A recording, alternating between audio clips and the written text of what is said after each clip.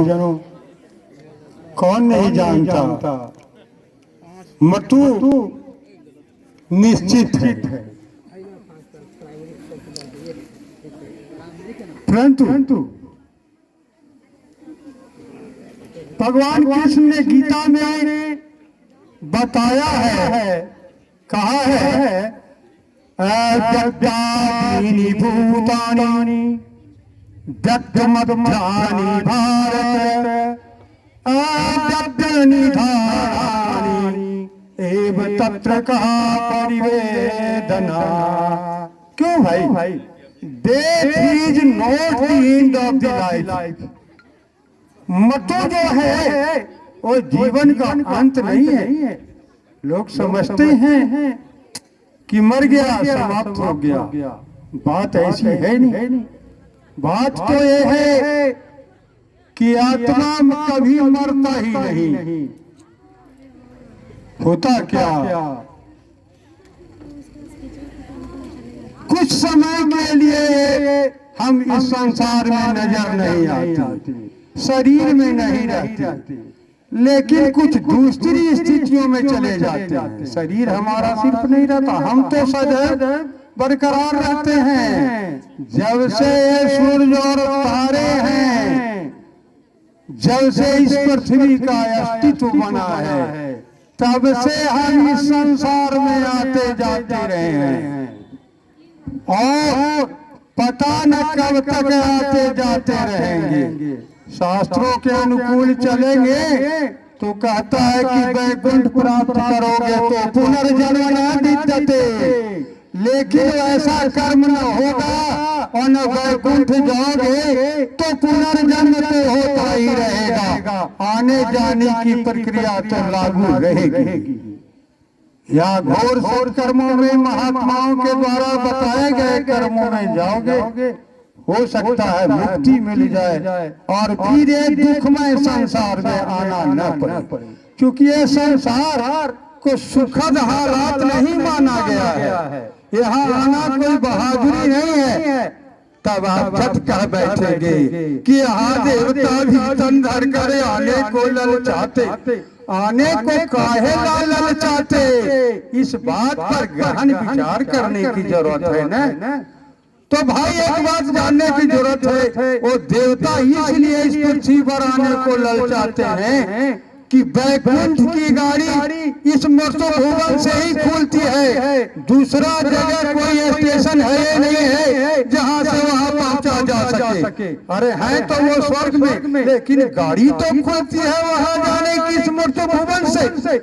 तब तो वो कहते हैं कि हे परमात्मा, एक बार मुझे उस मृत्यु भुवन में जरूर भेज दे, उसमें भी मनुष्य का तन देकर भेज दे, उसमें भी भारतवर्ष में भेज दे। अरे भाई, आज की स्थिति में तो हम सबों को ये सब के सब उपलब्ध हो चुका है। आप भारतवर्ष में भी हैं, मनुष्य के शरीर में भी हैं, मृत्यु भुवन में भी हैं, और ये सब पा करके और फिर यदि चूक गए, मुक्ति नहीं प्राप्त कर सके, फिर ये संसार में आने जाने की प्रक्रिया बनी ही रह गई।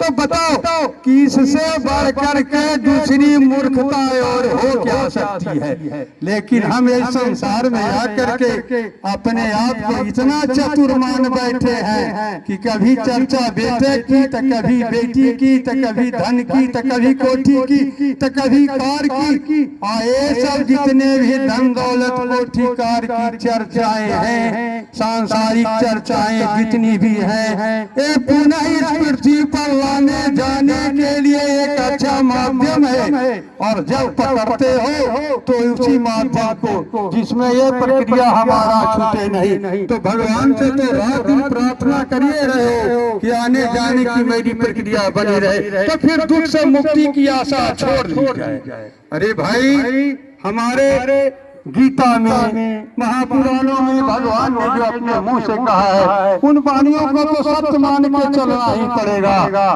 तो अभी गोपाल बाबू, किसी व्यक्ति की पुण्यतिथि नहीं मनाई जाती है, पुण्यतिथि उस व्यक्ति की कृति की मनाई जाती है।